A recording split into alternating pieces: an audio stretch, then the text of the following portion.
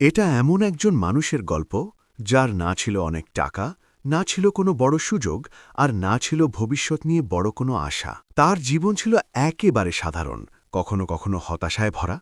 কিন্তু একদিন সে এমন একটা গোপন সত্য আবিষ্কার করল, একটা ছোট কিন্তু শক্তিশালী রহস্য, যেটা তার জীবনের দিকটাই বদলে দিল।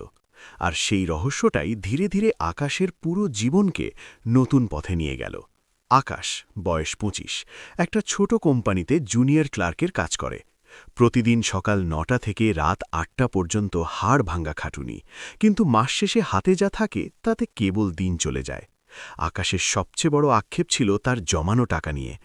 ৫ বছর ধরে সামান্য যা জমিয়েছে তা ব্যাঙ্ক অ্যাকাউন্টে পড়ে আছে ঠিকই, কিন্তু একদমই বাড়ছে না। সে ভাবত, আমি টাকার জন্য খাটছি, কিন্তু টাকা আমার জন্য কবে খাটবে? একদিন আকাশ তার গ্রামের এক সফল ব্যবসায়ী মিস্টার চ্যাটার্জির সাথে দেখা করতে গেল। মিস্টার চ্যাটার্জি খুব শান্ত মানুষ, তার অনেক ব্যবসা, কিন্তু তাকে কখনোই খুব বেশি টেনশন করতে দেখা যায় না। আকাশ তাঁকে গিয়ে সোজাসুজি জিজ্ঞেস করল, স্যার, আমি সারাদিন কাজ করেও কেন বড়লোক হতে পারছি না?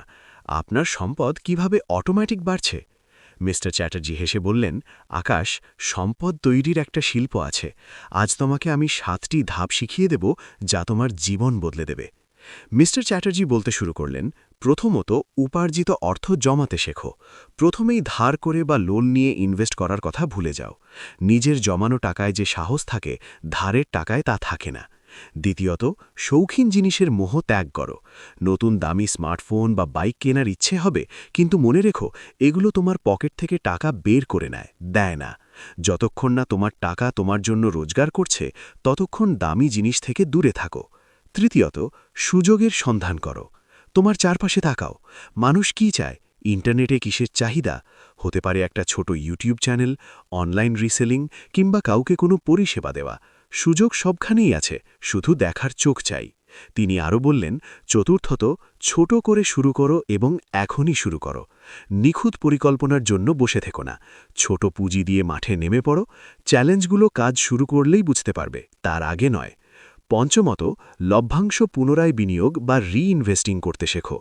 যখন তোমার ছোট ব্যবসা বা ইনভেস্টমেন্ট থেকে লাভ আসতে শুরু করবে, তা খরচ করে ফেলো না।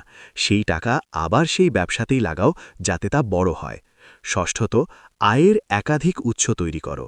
কখনো একটি আয়ের উপর ভরসা করো না। যখন একটি কাজ সেট হয়ে যাবে, তখন অন্য কিছুতে হাত দাও। তবে হ্যাঁ, নিজের আয়ের অর্ধেকের বেশি কখনোই বিলাসিতায় খরচ করবে না। সবশেষে ধৈর্য ধরো এবং নিয়মিত শেখো। রাতারাতি কেউ ধনী হয় না। বাজারের পরিস্থিতি বদলাবে, তাই তোমাকে সারাক্ষণ নতুন কিছু শিখতে হবে এবং নিজেকে পরিস্থিতির সাথে খাপ খাইয়ে নিতে হবে। মিস্টার চ্যাটার্জির কথা শুনে আকাশের চোখ খুলে গেল। সে ভিড়ে এসে দামি ফোনের বদলে একটা সেকেন্ড হ্যান্ড ল্যাপটপ কিনল এবং অফিস শেষে রাতে গ্রাফিক ডিজাইনের কাজ শুরু করল। ৩ মাস পর তার প্রথম ক্লায়েন্ট এলো। সেই লাভের টাকা দিয়ে সে একটা ছোট প্রিন্টিং সেটআপ বসালো। ৫ বছর পর আজ আকাশের নিজস্ব একটা স্টুডিও আছে এবং তার অফিসের চাকরি সে অনেক আগেই ছেড়ে দিয়েছে। এখন সে কাজ না করলেও তার ব্যবসা তাকে টাকা এনে দেয়। বন্ধুগণ, আকাশের গল্প আমাদের এটাই শেখায় যে আর্থিক স্বাধীনতা মানে বেশি আয় করা নয়, বরং আয়ের সঠিক ব্যবহার করা। টাকার গোলাম না হয়ে টাকার মালিক হতে শিখুন। মনে রাখবেন, প্রত্যেক সফল মানুষের যাত্রা শুরু হয়েছিল একটি মাত্র সঠিক সিদ্ধান্ত দিয়ে। আপনার প্রথম পদক্ষেপটি কী হবে, কমেন্টে জানান। ভিডিওটি ভালো লাগলে লাইক দিন এবং এমন আরও ভিডিওর জন্য সাবস্ক্রাইব করুন।